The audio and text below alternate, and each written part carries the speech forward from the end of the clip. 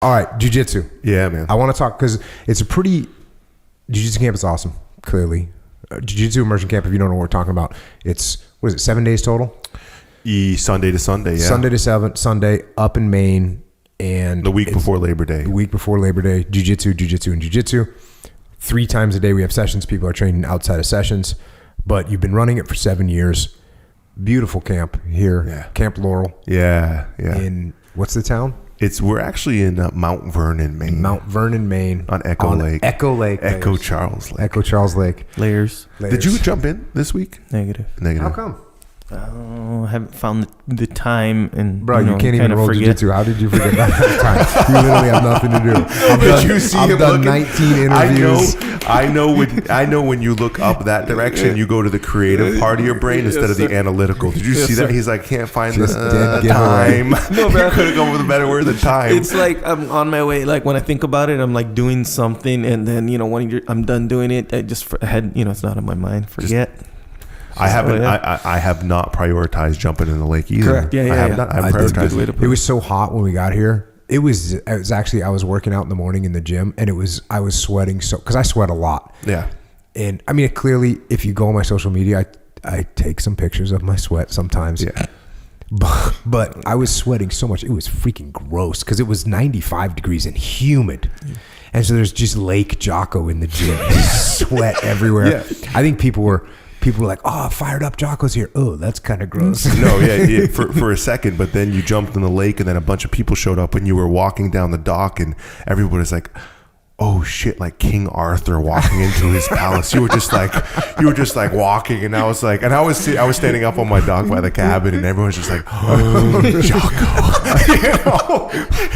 Remember Desi at the factory when there was the baklava there, and she came over to me. And she's like, "Hey, can I have some baklava?" And you were right next to her, and she hadn't met you yet. She's like 19 years old, and she listens to the podcast. And I was like, "Yeah, you got to ask Jocko or whatever." And she's like, "Oh, I just want that." And I was like, "Yeah, here, he's right there." And she looks behind her, and she looks up. She's like, "Oh, Jocko." I was like, "What?" It was so funny. Anyways, we had like 200 people doing that, so you were just like, and then you got bombarded. It was awesome. Well, I have been hitting the lake after I get out of Lake Jocko in the gym. Yeah. Then I move down to Lake Echo and go for a swim, and it is awesome. It's been warm too. Yeah, it's been warm. People weren't prepped for the shift. Oh no, I warned them. I know. I actually posted like videos in my car of the temperature. Yeah. Like, hey, here's the temperature. It's 55 degrees. Look, see here, it's going to get colder, and the daytime's going to be 80 or 90. Prepare for that. Yep. How people forget so soon. So we're here for jiu-jitsu, not just for swimming and working out, even though that is part of it. I was wondering about, so it's good to, when you do something, you've done this once every year, done it for 7 years. When you have a frame like that, it's like a snapshot in time. I wanted to kind of ask you about what you've seen, first of all, jiu-jitsu, in terms of the people that are coming to camp. Who are they? What's been different? I mean, obviously there's a big change this year because we had a lot of people that listen to this podcast that have come up, probably have a couple hundred of them over the 2 days, I would say. Yeah, absolutely. And you know what the crazy thing is I'm a little bit crazy. Like I actually put my cell phone number into the public.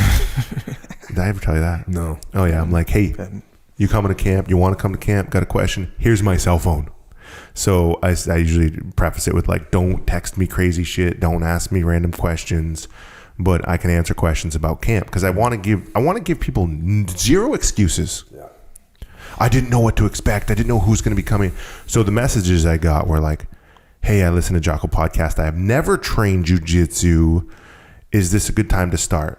Hey, I'm 50 years old. I've never trained jiu-jitsu. Would it be good to come to camp or not?" A lot of questions like that. And every single one, I said, "I've got a bunch of people asking the same question. We'd love to have you. And it will be the greatest singular experience you will ever have in jiu-jitsu because you're going to be starting not just in an amazing place, but with amazing instructors." Yeah. And when I asked the first day, everybody raised their hand who hasn't trained jiu-jitsu before. Were you here at that first session? We were a couple hours behind. 50 people. Like, hand up. I looked at the other instructor like, holy crap. If you're listening and you want to train jiu-jitsu, I do recommend that you do it. There we go. I do recommend it. It's really good for you. It really is good for you in so many different ways. And to see the people here that have never trained jiu-jitsu before, and see that I don't think any of us, none of us you don't ever get to see 50 people that have never trained jiu-jitsu before, or 75 people that have never trained jiu-jitsu before, and you get to teach them all at once. At least I've never done that before. No, and I mean, you definitely don't get 58-year-old 7th Dan judo black belts who have never put on a jiu-jitsu gi before, looking for a white belt. Yeah. And we've got one of them here too. No, but my point in seeing all the people at one time, when you occasionally get a white belt or someone that's never trained before and you teach them a couple moves and you get to see one spark in someone's brain go zzz, zzz, zzz, and they start to get it. But to see 50 people go zzz, zzz, and the eyes open up, and it usually doesn't happen all at once, because some people will get it when you get, some people make the connection here, some people make the connection over here, some people make the connection over there. And but in a period of an hour and a half training session, you can definitely see people, you'll see 25% of the people make a real connection. And the connection is between knowing and not knowing. Between not knowing what this thing is and how expansive it is, and knowing what this thing is and how expansive it is and how it is so powerful. I think that's the difference. When somebody goes, like I did it yesterday, I was teaching just the mount escape, and I was teaching the mount escape with first the umpa, right? And then going to elbow escape. And as I explained, I was looking at this one girl, and as I explained that as I try to umpa them over and the person moves out their leg to stop from being flipped over, and I said, freeze. And I said, now look at his leg. And I said, that's what I wanted. And I slipped my leg out and put him in half guard. And I looked at her eyes, and it was like, oh.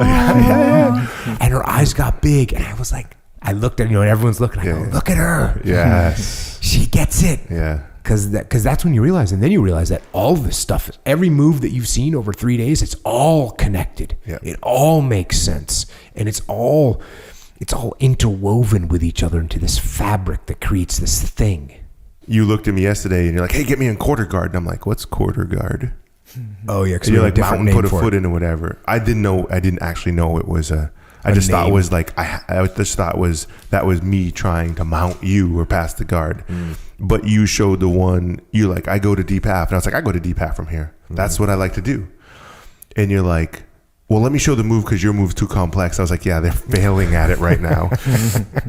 And so you kind of took the control of that session, and you did this move how you got in deep half.